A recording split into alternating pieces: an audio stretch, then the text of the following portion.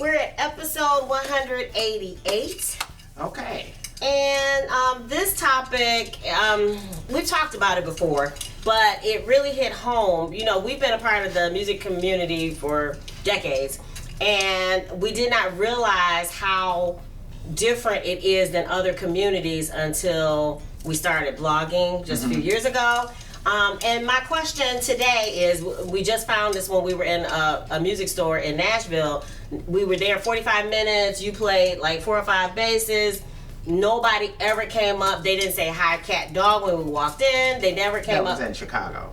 That was in Chicago. Sorry, not Nashville. It's Chicago. But anyway, the question is, why are there so many jerks in the music business? When it came to blogging, people were just open and shared tips, resources, and then even each other's work. They would share, our work if we shared their work. I mean, whatever. The whole point is that they were open to that whole experience. Whereas in the music community, even with our friends that we've grown up with, for years and years and years, and we're doing the same thing, there's no sharing of just resources. And sometimes opportunities are not even exclusive, as in, if I give you a tip for something, that I can't still apply for the same thing and both of us get the gig. So I don't, again, a lot of times we're not even competing for the same type of slot. Yeah, and let me just say too that, people being jerks in a particular field is not limited to the music. No, it's not. So, it's not. And I do think that there is a certain amount of that happens in fields that are highly competitive. Mm-hmm. So I think you'll find that, like, with people who have gone to law school, first year law students, how it gets very competitive because people are trying to make sure that they're that's in the top percentage of the class, in law school. So, people would hide books and all the rest of this kind of stuff, like research assignments, and then stuff like that would happen. So I get that being a jerk is not something that's exclusive to the music business, no, right? It's not. And I think that kind of part of it that happens with the music business, and I said, as a person who's a reformed jerk, is that some of it just comes from the insecurity that's a part of being in the music business. Oh, I love it. Okay, so that was the first point. The reasons why there are so many jerks in the music business. The first one was being a creative means you're actually pretty sensitive. And that a lot of times you're putting your art out there, you're already bristled up because you don't know how it's going to be received. So you're already prepared to strike back, even if nobody's throwing daggers at you. Well, people are gonna throw daggers at you. I'm just saying it's inevitable. It's like if you're a person that's been in the music industry and you're out shopping your music, you have been rejected. Yeah. You know what I'm saying? I can say that, pretty much probably saying for 100% of people who have shop stuff, that you have been rejected. And it's not like selling a vacuum cleaner, because this is your personal heart, your soul, a lot of times, that you have put on the line. Right. So this is you exposing like yourself. It's not, again, something like a vacuum cleaner or a car where it's like, I didn't make it, I didn't come up with the idea for it, but I'm selling it. So if you reject me selling it, I don't think you're rejecting me. But it's also different too in the fact that nobody ever needs music. Okay. You know what I'm saying? Okay. So meaning that music is something that you can't say, okay, there's an actual need for per se. Yeah. So meaning that, let's just say I did build a vacuum cleaner. Yeah. I'm selling a vacuum cleaner. I go to someone's house, they have 2 vacuum cleaners already. There's no need for my vacuum cleaner.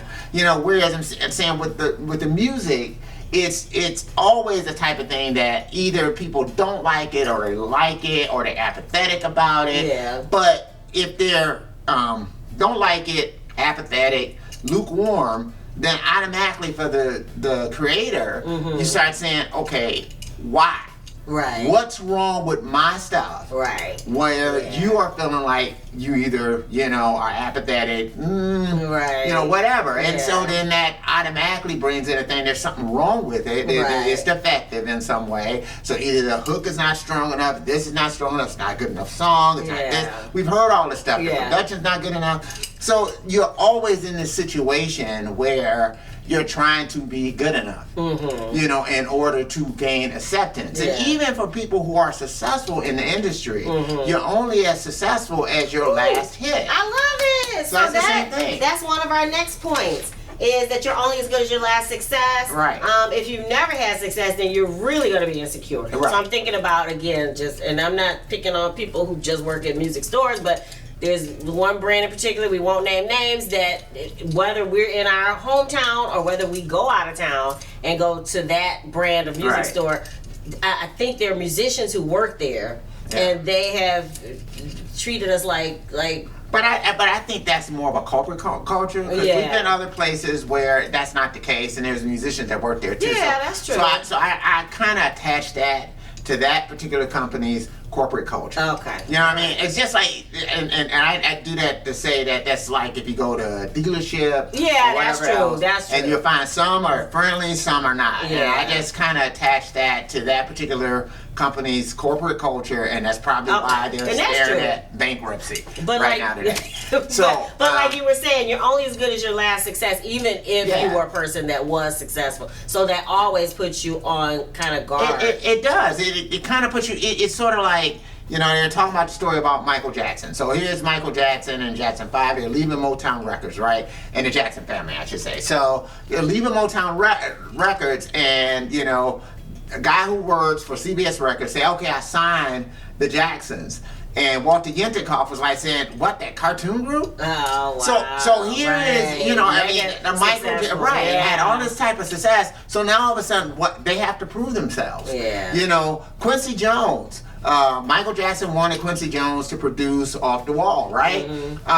They were saying, no, we want to get somebody else. Get Maurice White. Get somebody else to produce it. Why? Because Quincy Jones, he doesn't do R&B. He does jazz. He won't know what he's doing. So here's Quincy Jones. Right. Track record of producing Frank Sinatra. He's done film scores. He just did The Wiz with Michael Jackson. All the rest of this type of stuff. They're questioning whether or not he can produce his record. You're going on to our next point. When you get to that, I'm just saying that to say that when you get to a point where you're always having to prove yourself, I think it does bring a bit of jerkiness. It does, I guess I can see that, because that's the way it is on my day job. I like to be trusted if you hire me as a professional. All right, so that next point that you said about Quincy Jones, that's the next point about why so many jerks in the music business. Qualifications don't guarantee success. You can graduate from Berklee College of Music, but it doesn't mean that you know anything about writing hit records or making the next big star or anything. It never will mean that. And so you're always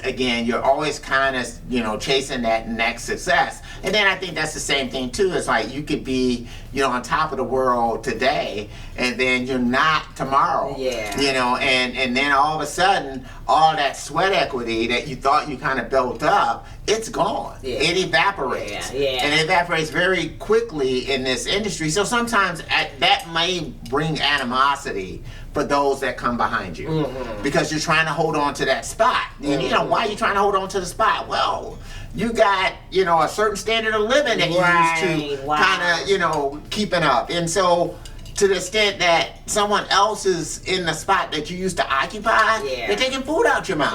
So that might make you a jerk. So I get it. It's not good though. It's not fun. All right, so another reason why, we kind of talked a little bit about this already, why there might be a few more jerks in the music business is there are a lot of quote-unquote failed artists who end up being like executives or working in other areas where they're gatekeepers for the music business. We've run into some journalists, some other people who they really wanted to make a success with their music, but then they end up doing this other thing. And that a lot of times you're the talent, and that can kind of breed a little bit of like, why you and not me, you know. It could be, yeah, and it could be some of that thing too that kind of goes along with the dues paying thing. Is that, hey, you know, I had to go through these things in order to make it to where I am, and now all of a sudden you are gonna bypass all this stuff and just get right here. No, you're not. I feel like, hey, you need to pay the same dues that I pay in order to get to where you are. So, you know, they almost may look at it that you haven't gone through the trials and tribulations that you need to take this rite of passage, right? You know, and so in that way they might be a jerk towards you because they feel like it's their duty to be a jerk towards you. To put you through the training. And through what they had to go through in order to get to where they are, you know. So I think, and again, I don't think that this is something that you I do not. To the music industry. As far as that goes, you know, I think that there are probably other professions that have the same thing. Yeah. If you're in, you know, the corporate world and somebody sees that you are ascending up the corporate ladder a lot quicker than they did. You know, you're on the verge of being, you know, CEO and you're only 35 years old. Whereas, you know, for them, you know, before they even got considered for that, they were like 50 something. You know, there could be a certain amount of animosity about that. And like, hey, well, you didn't have to pay the bill. You didn't have to do what you needed to do, you know, and so you should have to go through this. A little resentment about that. And then finally, scarcity mindset. And I think this might come into play with like people who we've kind of been involved with over the years with other bands and artists. That people feel like, oh, there's this one opportunity, or this if I share this resource with you, then that means you might use it better. You might get my spot. And it's again, it's a world, it's a business. They need more than one. Like you said, even with us, we make music, but we listen to a ton of music. So we don't just listen to our own music.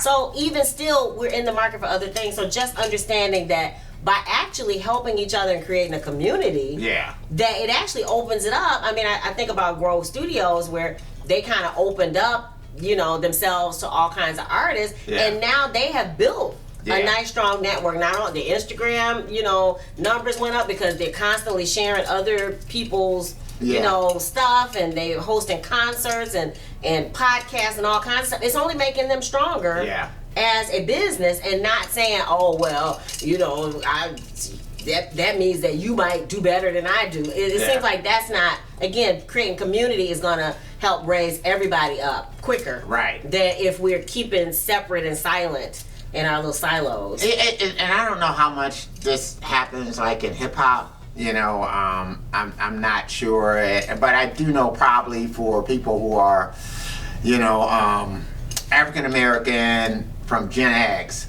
then you may have seen this. So meaning that you had this situation where, especially for black crossover artists, right? It seemed like there was limited spots for those type of artists, right? You know, and one person that probably felt like, you know, he was a victim of this and probably came off jerky because of this was Rick James. You know, because of the fact that, you know, there was during a period of time in the 80s with MTV, and you had Prince and Michael Jackson. And so in order to get Michael Jackson's videos played on MTV, CBS Records had to threaten to yank all of their videos off of MTV if they didn't play, I think it was Billie Jean at the time. Right? And so finally they played Billie Jean, it was a hit, and that opened the door for Prince. Right? So now you got Prince and Michael Jackson, and by MTV opening up the way it did and exposing Prince the way it did, that became the vehicle for him to do Purple Rain, you know, about 2 years later. However, it seemed like that was it. That as far as black artists appearing on MTV, that was pretty much the ones that we saw. Was, you know, pretty much Prince and Michael Jackson. You know, and Rick James was kind of left out in the cold, you know, when it came to that. And then later, you know, you saw somebody like Terrence Trent D'Arby, and then the hip hop movement hit. All right, what do you guys think? We'd love to hear about it. Drop it in the comments below. And we're still doing Sugar Fit, as you know, so you can stream it everywhere. You can get it from Bandcamp, you can get it from CD Baby, you can get it from us. We also have the Patreon link if you want to hear it on vinyl. Yes. So again, stream it everywhere, wherever is your choice of streaming services. Yes. Go ahead and stream Sugar Fit. If you dig the vibe and you want to be a part of the tribe, be sure to subscribe. We're wishing you love, peace, and chicken grease.